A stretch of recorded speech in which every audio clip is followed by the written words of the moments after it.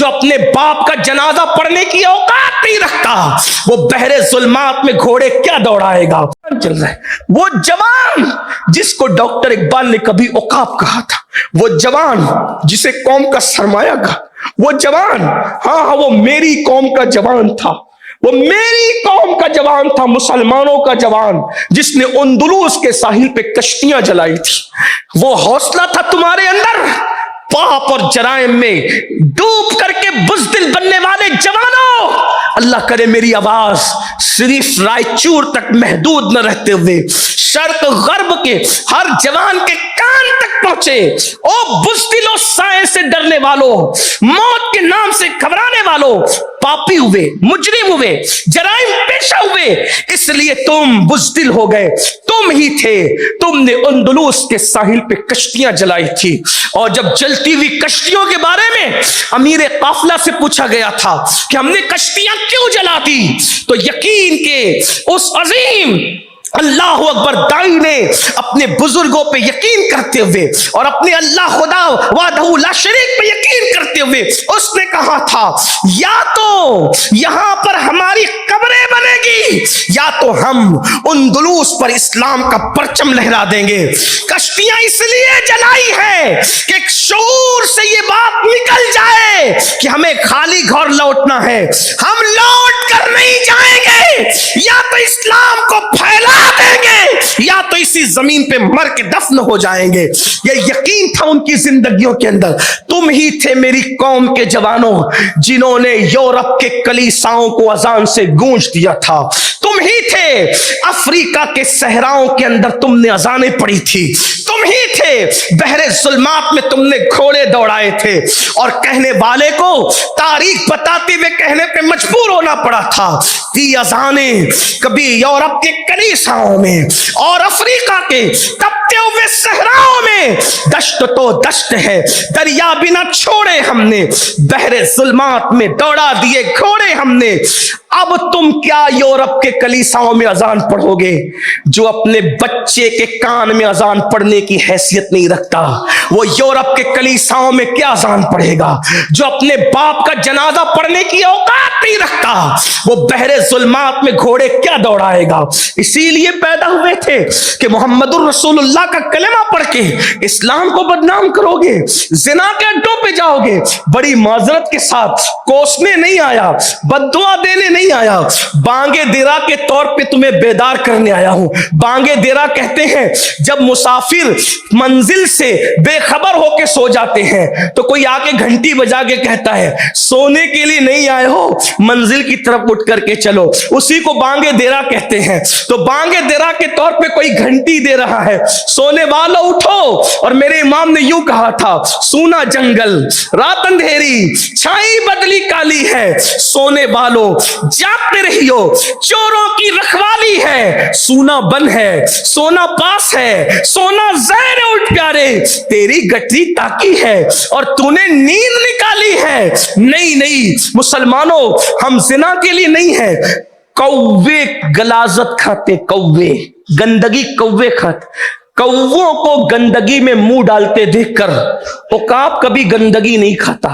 عقاب کو پتا ہے کہ میری غذا گندگی نہیں ہے۔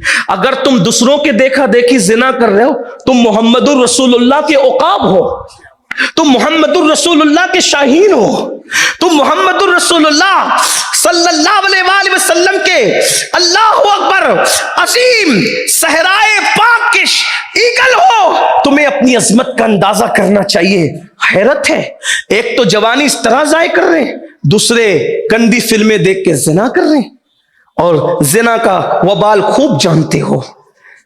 بزرگوں نے فرمایا کہ جو زنا کرتے ہیں اللہ ان کی نسلوں میں لنگڑی، لولی، اندھی اور عیبی اولاد پیدا کرتا ہے، تاکہ انہیں دیکھ دیکھ کر بار بار صدمہ ان کا تازہ ہو، لمحوں کے گناہوں نے صدیوں کی سزا پائے۔ اس کا مطلب یہ نہیں کہ جس کے گھر میں عیبی اولاد دیکھو اس پہ شک کرنے لگو کہ یہ زانی، ایسا نہیں۔ 95% لوگوں کے یہاں زنا کی وجہ سے عیبی اولاد پیدا ہوتی ہے، اور 5% لوگوں کے یہاں اللہ ان کو کسی امتحان اور آزمائش کی وجہ سے ولی بنانے کے لیے، مرتبے بلند کرنے کے لیے 5% لوگ ہوتے ہیں، مگر وہ بہت کم ہوتے ہیں۔ जिना करने वालों के लिए हदीस पाक में आया है, अल्लाह के रसूल अलैहिस्सलाम फरमाते हैं पूरी उम्मत को जितना अजाब होगा, गौर से सुन, पूरी उम्मत को जितना अजाब होगा उसका निस्फ उस जालिम को अजाब होगा जो शादीशुदा औरतों से ज़िना करता था। हालात ये बन रहे हैं कि भाभी देवर से नहीं बच पा रही, ये गंदी फिल्म हालात है, हम मजबूर हैं, आहो बुका करने के लिए मजबूर हैं, साली बहनोई से महफूज नहीं है, चची भतीजे के मामलात अखबार में आए दिन सुनाई दे रहे। अब तो ये है सौतेली माएं महफूज नहीं है, सास बहन जो वो दामाद से महफूज, ससुर से बहू महफूज नहीं, वजह गंदगी, बेपर्दगी, जिना की फिल्में, और उसी के साथ साथ जो मर्द के साथ बदी कर रहा है, ये तो इतना गंदा फेल है। वजह पहले दोस्ती की जाती थी एक दूसरे के सुख दुख में शरीक होने की, पहले दोस्ती की जाती थी एक दूसरे की मुसीबत में काम आने की, अब दोस्ती की जाती है जिनसी ख्वाहिश की, कि लड़कों के साथ बदी करें, बदफेली करें। दो मकाम ऐसे आते हैं जब अल्लाह का अर्श कांपता है, दो मकाम। तो छोटा सा तालिब इल्म और कोई मकाम भी आता होगा, लेकिन मेरे इल्म में दो मकाम, अल्लाह करे और मुझे अल्लाह तौफीक दे मैं इल्म हासिल करूं तो और भी मकाम तलाश हो सकते, लेकिन फिलहाल दो मकाम, हदीस में दो मकाम का जिक्र है। अल्लाह का अर्श कांपने लगता है, खुदा के अर्श पे कपकपी तारी हो जाती, दो मर्तबा। एक बार वो जब यतीम रोता है, जब कोई यतीम को रुलाता है अल्लाह का अर्श कांप जाता है, और नंबर दो जब कोई मर्द किसी मर्द पर बदफेली के लिए ऊपर आता है तो अल्लाह का अर्श कांपता है।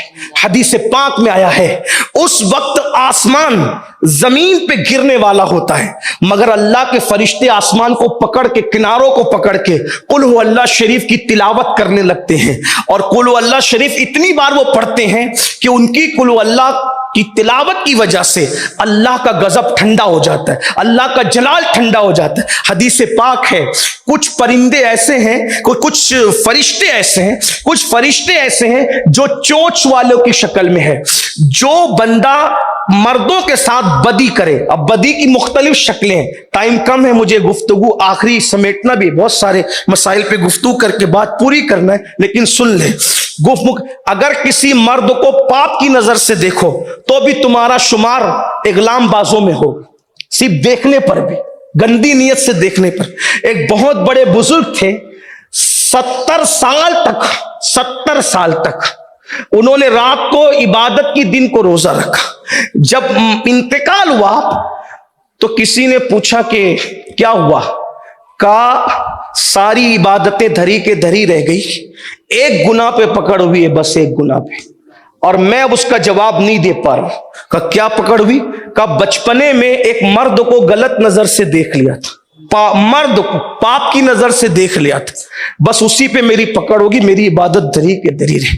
आसान नहीं है, उतनी मुश्किल भी जन्नत नहीं है जितना आपको बदमजहब बताते हैं मुश्किल, और उतनी आसान भी नहीं है जितना आपने आसान कर रखा और खेल बना रखा।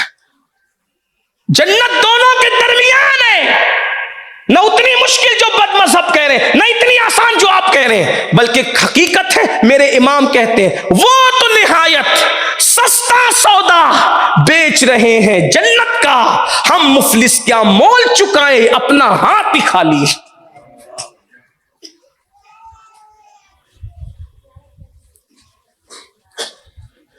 फरिश्ते, चोंच वाले फरिश्ते,